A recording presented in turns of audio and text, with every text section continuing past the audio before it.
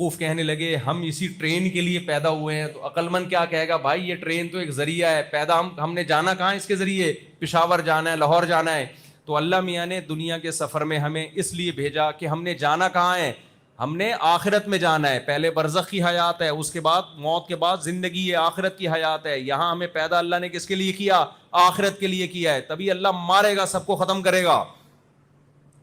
تو جب آخرت کے لیے کیا ہے تو ہر وہ کام جو آخرت کی طرف بڑھنے کا ذریعہ بنے وہ ہم نے کرنا ہے, اور ہر وہ کام جو آخرت کی زندگی کو برباد کرنے کا ذریعہ بنتا ہے ہم نے اس سے بچنا ہے. تو پہلے یہ بات اپنی کھوپڑی شریف میں بٹھا لیں. آپ لوگ سمجھتے ہو کہ نہیں سمجھتے؟ اور کمال کی بات یہ کہ جو آخرت کو مقصد بنا لیتا ہے نا کہ میں نے خدا کو خوش کر کے زندگی گزارنی ہے, کمال کی بات یہ آخرت تو بعد میں ملے گی, دنیا میں بھی خوشیاں مل جاتی ہیں اس کو. میں ایک چند مثالوں سے بات سمجھاتا ہوں. دیکھو ایک آدمی کو ٹینشن ہو رہی ہے, ڈپریشن ہو رہی ہے, اس کا یہ نظریہ ہے کہ مجھے خدا نے کس کے لیے پیدا کیا؟ آخرت کے لیے. دنیا خوشیوں کی جگہ نہیں ہے, میں کیا کروں گا؟ اس پہ صبر کروں گا. نبی صلی اللہ علیہ وسلم نے فرمایا ایک کانٹا بھی چبھتا ہے تو اللہ گناہ معاف کرتے ہیں. نبی صلی اللہ علیہ وسلم نے فرمایا قیامت کے دن ایک شخص دیکھے گا کہ میں نے وہ نیکیاں کی نہیں ہیں لیکن اللہ نے میرا شمار تہجد گزاروں میں, روزے داروں میں, اتنے نیک لوگوں میں میرا شمار کیا, حالانکہ میں اتنا نیک تھا ہی نہیں. وہ اللہ سے کہے گا اللہ میں اتنا نیک تھا نہیں تو میرا شمار تو نے اتنے نیک لوگوں میں کیسے کر لیا؟ اللہ میاں کہیں گے تجھے فلاں موقع پہ ایک مصیبت آئی تھی, تو نے اللہ سے شکایت نہیں کی, تو نے صبر کیا. پھر تجھے فلاں موقع پہ مصیبت آئی, تو نے کیا کیا؟ صبر کیا. یہ سارے صبر میں نے نماز روزے کی جگہ تیرے اعمال نامے میں ان کا ثواب ڈالنا شروع کیا. تو یہ جتنی دنیا میں تجھے مصیبتیں آئی ہیں یہ ساری مصیبتوں کا اجر ہے جو میں تجھے دے رہا ہوں. تو وہ شخص کہے گا کاش میں نے زندگی میں کبھی کوئی خوشی نہ دیکھی ہوتی, ہمیشہ ٹینشنوں میں گزرا ہوتا, میں ہمیشہ میں پریشانیوں میں رہا ہوتا. اللہ ہم سب کو بچائے پریشانیوں سے. تو میں مثال دے رہا تھا, ایک آدمی جسے کوئی ٹینشن ہوئی, ڈپریشن میں گیا, ایک مصیبت آ گئی, جب اس کے سامنے آخرت ہے, ایوب علیہ السلام کا واقعہ سوچے گا, یعقوب علیہ السلام سے اللہ نے بیٹا چھین لیا, ساری زندگی صبر کیا کہ نہیں کیا؟ روتے روتے آنکھیں سفید ہو گئیں, بینائی چلی گئی, مگر زبان سے ناشکری کا ایک جملہ نہیں نکال رہے. اور کیا کہہ رہے ہیں؟ انی اعلم من اللہ ما لا تعلمون, اے میرے بچوں میں اللہ کے بارے میں وہ کچھ جانتا ہوں جو تم نہیں جانتے. کوئی حادثہ اتفاقی نہیں ہوتا, کوئی مصیبت اتفاقی نہیں ہوتی, خوشی بھی اللہ کی طرف سے, مصیبت بھی اللہ کی طرف سے. ہوا مولانا, صحابہ کو جب جنگ میں شکست ہوئی ہے, زخمی ہوئے, شہید ہوئے, معذور ہوئے, تو کیا صحابہ نے کہا؟ ہوا مولانا, ہمارا دوست کون ہے؟ اللہ ہے. لن یصیبنا الا ما كتب اللہ لنا. منافقین نا غزوہ احد میں بڑی خوشیاں منا رہے تھے. منافقین نے صحابہ سے کہا کہ تم لوگ مت جاؤ غزوہ احد میں لڑنے کے لیے, شکست ہوگی, ہم بہت تھوڑے ہیں, دشمن بہت طاقتور, مت جاؤ مت جاؤ. صحابہ چلے گئے, اللہ کا حکم تھا, اور شکست ہو گئی, کتنے سارے شہید ہو گئے, کتنے سارے زخمی ہو گئے. اب منافقین کو مذاق اڑانے کا موقع مل گیا. کہنے لگے ہم تو پہلے ہی کہہ رہے تھے لو نعلم قتالا لاتبعناکم, یہ جہاد تھوڑی, یہ تو خودکشی ہے. اتنے تھوڑے سے لوگ لڑ رہے ہیں, کس سے؟ اتنے زیادہ لوگوں سے. ہماری بات مان لیتے, اتنے لوگ شہید نہ ہوتے, اتنے زخمی نہ ہوتے. تو اور ان کو مذاق اڑانے کا موقع مل گیا. اللہ نے صحابہ کو کیا جملہ سکھایا کہ جب یہ منافقین مذاق اڑایا کریں تو ان سے یہ کہہ دیا کرو, ادھر توجہ رکھیں, ان سے یہ کہہ دیا کرو لن یصیبنا الا ما كتب اللہ لنا, کہ دیکھو ہمیں جو غم پہنچا ہے وہی پہنچا جو اللہ نے ہمارے مقدر میں لکھ دیا ہے. تو یہ مصیبت اللہ کی طرف سے ہے. ہوا مولانا, مصیبت جب دشمن کی طرف سے پہنچتی ہے تو بڑی خطرناک ہوتی ہے, دوست کی طرف سے پہنچتی ہے تو وہ خطرناک نہیں ہوتی, وہ محبت کی چٹکی ہوتی ہے. دیکھو ایک ٹیکا ڈاکٹر لگاتا ہے, چیخ نکلتی ہے کہ نہیں نکلتی؟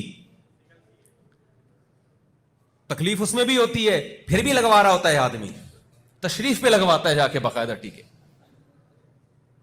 کہہ رہا ہوتا ہے ڈاکٹر صاحب پچھلے ہفتے یہ والی تشریف, اب یہ والی تشریف خالی, اب یہاں لگائیں. کہتا ہے کہ نہیں کرتا ہے کہ نہیں کرتا یہ, حالانکہ تکلیف ہوتی ہے, لیکن پتا ہے بھائی ڈاکٹر صاحب ہیں, یہ ٹیکا میری خیر خواہی میں لگ رہا ہے, یہ تکلیف میرے فائدے کے لیے, مجھے نقصان پہنچانے کے لیے نہیں ہے. تو مسلمان کا اللہ پہ ایمان ہے کہ ہوا مولانا. اللہ نے صحابہ کو کہا کہ آپ ان کو کہہ دو جب منافقین مذاق اڑایا کریں, بولو بھائی یہ تکلیف ہمیں اللہ کی طرف سے پہنچی ہے اور وہ ہمارا دوست ہے, وہ ہمارا دشمن نہیں ہے. اور تمہارے ساتھ کیا ہونے والا ہے, تم جو اتنی بغلیں بجا رہے ہو نا خوشیاں, تو یا تو اللہ تمہیں ہمارے ہاتھوں سے ذلیل کرے گا یا جہنم کی آگ ہے تمہارے لیے. تو ایک آدمی کو مصیبت پہنچتی ہے, وہ آخرت اس کے سامنے ہے, وہ صبر کرتا ہے, تھوڑے دنوں میں اس کی ٹینشن ختم ہو جاتی ہے. سمجھتے ہو کہ نہیں, وہ خوشیوں میں, حقیقی خوشیوں میں آ جاتا ہے. اور ایک آدمی وہ ہے جس کا آخرت پر ایمان نہیں ہے, جب اسے مصیبت پہنچتی ہے, وہ مصیبت کو, ڈپریشن اور ٹینشن کو دور کرنے کے لیے آج جو لوگ دین کو فالو نہیں کرتے وہ کیا کرتے ہیں, شراب پینا شروع کر دیتے ہیں. ہوتا ہے کہ نہیں ہوتا؟ بے بولو نا کیا ہو گیا. وہ چرس پینا شروع کر دے گا, وہ ہیروئن پینا شروع کر دے گا, وہ آئس لینا شروع کر دے گا. یہ ہم تو دیکھ رہے ہیں یونیورسٹیوں میں, کالجز میں یہی ہو رہا ہے. یار ٹینشن ہے, بڑی پریشان ہے, پڑھائی کا بڑا بوجھ ہے اور یہ مسئلے اور غم ختم نہیں ہو رہا, پینا شروع. اب آپ مجھے بتاؤ اس کی ٹینشن ختم ہوگی یا بڑھے گی؟ تو بڑھے گی اس کی ٹینشن. شراب کا عادی تو ڈپریشن کا پورا ایک ڈبہ ہوتا ہے, وہ ڈپریشن ہی بانٹ رہا ہوتا ہے باقاعدہ جا کے. اس نے بجائے ٹینشنیں ختم ہونے کے ایک اور ٹینشن پال لیے, ایک اور ٹینشن پال لی. پھر وہ کہتا ہے مجھے پیے بغیر سکون نہیں ملتا. حالانکہ جو پیتے نہیں ہیں ان کو پیے بغیر وہ سکون مل رہا ہوتا ہے جو اس کو پی کے نہیں مل رہا ہوتا. کتنی بڑی ٹینشن میں. تو اللہ تعالیٰ کا اصول اور ضابطہ یہ ہے کہ جو آخرت کو سامنے رکھ کے زندگی گزارتا ہے نا, دنیا میں بھی مزے کی زندگی صرف اسی کو ملتی ہے, آخرت تو بعد میں ملے گی. اور جو آخرت کو سامنے رکھ کے زندگی نہیں گزارتا اسے دنیا میں بھی خوشی نہیں ملتی, چاہے خوشی کے سارے اسباب کیوں نہ ہو. یقین نہ آئے تو یورپ میں, امریکہ میں, ان علاقوں میں جہاں زیادہ لوگوں کے پاس وسائل ہیں, ان علاقوں میں سروے کرو, سب سے زیادہ خودکشیاں انہی علاقوں میں ہو رہی ہیں. ابے جن ملکوں میں ٹینشن بالکل بھی نہیں ہے نا, سب سے زیادہ ٹینشن وہی ہے. یہ تو ہم لوگ ابھی دیکھو بیٹھے بیٹھے لائٹ چلی گئی تھی نا, اس کا مطلب ہمارے ملک میں کیا ہے, ٹینشن ٹھیک ٹھاک ہے. کبھی مائک بند ہو جائے گا, کبھی لائٹ چلی جائے گی, نلکا کھولو گے پانی نہیں آ رہا, ہوا آ رہی ہے, پنکھے سے ہوا نہیں چاہیے وہ نہیں آ رہی ہے. میں کل گھر میں سونے کے لیے لیٹا ہوں, پنکھا چلا ہے, ہوا ہی نہیں آ رہی. میں نے کہا کیا مسئلہ ہے یار, یہ ہوا ہی کیوں نہیں آ رہی؟ تو پنکھے ایسے پتہ نہیں کیپیسیٹر کون سا بیس لگا دیتے ہیں اس کے اندر. ہر چیز میں دو نمبری ہے کہ نہیں ہے. پنکھا چلاؤ ہوا نہیں آئے گی, اور نل کا چلاؤ ہوا کے پورے طوفان آنا شروع ہو جائیں گے اس میں. کیا خیال ہے؟ ہوا کے طوفان آنا شروع ہو جائیں گے. کتنی ٹینشن ہے. خودکشیاں پھر بھی کیا ہیں, کم ہیں. گورے کا عجیب ملک ہے, نل کا کھولو سچی مچی میں پانی آئے گا. ہم تو بڑا حیران ہوتے ہیں وہاں جا کے, یعنی میں تو رہا ہوں نا وہاں, تو ہوٹلوں میں کبھی بھی دیکھو نل کا کھولو پانی آنا, صاف پانی. آدمی حیران ہوتا ہے صاف پانی آ رہا ہے یار. اور لائٹ جاتی نہیں ہے. ہر آدمی تمیز سے گاڑی چلاتا ہے, ٹریفک کے قوانین کی پابندی ہو رہی ہے, سب اپنے اپنے ٹریک پہ چل رہے ہوتے ہیں, کوئی پاؤں پاؤں پاؤں پاؤں نہیں ہے وہاں پہ. یہاں آپ آؤ نا, بلا وجہ کا ہارن بجا رہا ہوگا بندہ آپ کے پیچھے, آپ پیچھے مڑ کے غصے سے دیکھو گے تو اور دوبارہ بجائے گا. بائکوں والے فاسٹ ٹریک پہ جا رہے ہوتے ہیں, آپ ان کو ہارن دو, غصے سے پیچھے مڑ کے دیکھے گا, حالانکہ غلطی اس کی ہے.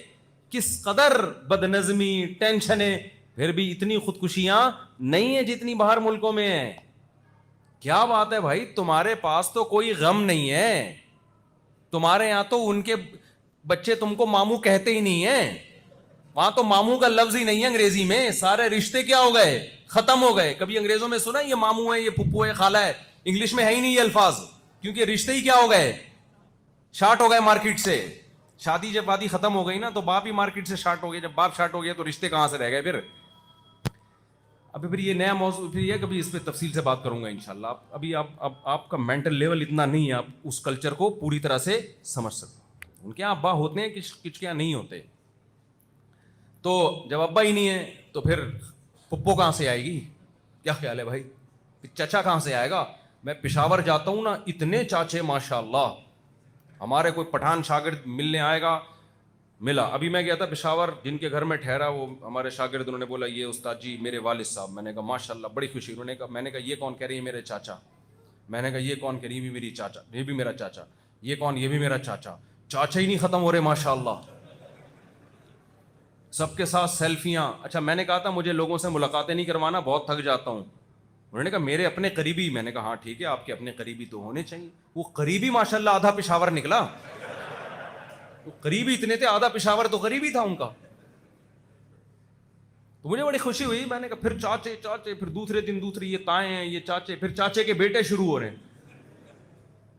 تیسرے دن انہوں نے کہا یہ میرے ماموں ہیں۔ میں نے کہا پہلے بتاؤ چاچے ختم ہو گئے پھر ماموں پہ آؤں گا میں۔ کتنی برکت ہے اللہ کی طرف سے، خاندان ہے نا۔ انگریزوں کے ہاں ہوتا ہے ایسے، ابا نہیں ہوگا بھائی، دوست ہے، ابا کہاں ہے پتہ نہیں یار کدھر ہے ابا ہے۔ میرے فادر ڈے پہ ایک آدھ کیک شیک بھیج دیا اس کو، نہیں بھی بھیجا، ابا ہوتے بھی ہیں نہیں بھی ہوتے، اتنا بڑا خاندانی نظام کیا کر دیا، تباہ و برباد۔ تو ان کے یہاں تو ٹینشن ہی نہیں ہے۔ میں نے بتایا نا بچے ماموں ہی نہیں کہہ سکتے، جب ماموں کا لفظ ہی نہیں ہے تو ماموں کی ٹینشن کہاں سے ہوگی؟ تو کوئی ٹینشن نہیں ہے، اس کے باوجود خودکشیاں بہت زیادہ۔ تو اللہ تعالیٰ کی عادت ہے، جو اللہ کے لیے غم اٹھاتا ہے اللہ اس کو غم لیس کر دیتے ہیں، اس کے غموں کو ختم کر دیتے ہیں، اور جو غم میں خدا کی نافرمانی کی طرف جاتا ہے اللہ اس کے غم کو کم کرنے کے بجائے بڑھا دیتے ہیں، وہ ٹینشن بڑھتی چلی جاتی ہے۔ تو اس لیے یہ فیصلہ کرو کہ ہم نے زندگی اللہ کے قانون اور آخرت کو سامنے رکھ کے گزارنی ہے۔ پھر سورہ لقمان سمجھ میں آئے گی۔ سورہ لقمان کا یہ رکوع تو چھوٹا ہے لیکن تمہید لمبی ہے تاکہ کھوپڑی شریف میں بات بیٹھ جائے، اس لیے مجھے لمبی تمہید باندھنی پڑتی ہے۔ تو اللہ تعالیٰ نے لقمان علیہ السلام کی نصیحتوں کا ذکر کیا۔ اب میں وہ جلدی جلدی نصیحتیں پڑھ کے اپنا بیان ختم کرتا ہوں۔ آپ نے یہ ارادہ کرنا ہے ہم سب نے ان تمام نصیحتوں پہ پابندی سے عمل کرنا ہے۔ پہلی نصیحت انشکر للہ، لقمان علیہ السلام نے اپنے بیٹے سے کہا اے میرے بیٹے اللہ کا شکر ادا کرنا، اللہ کا شکر ادا کرنا۔ وَلَقَدْ آتَيْنَا لُقْمَانَ الْحِكْمَةَ أَنِ اشْكُرْ لِلَّهِ، یعنی ہم نے پہلے لقمان کو نصیحت کی کہ اللہ کا شکر ادا کرنا ہے۔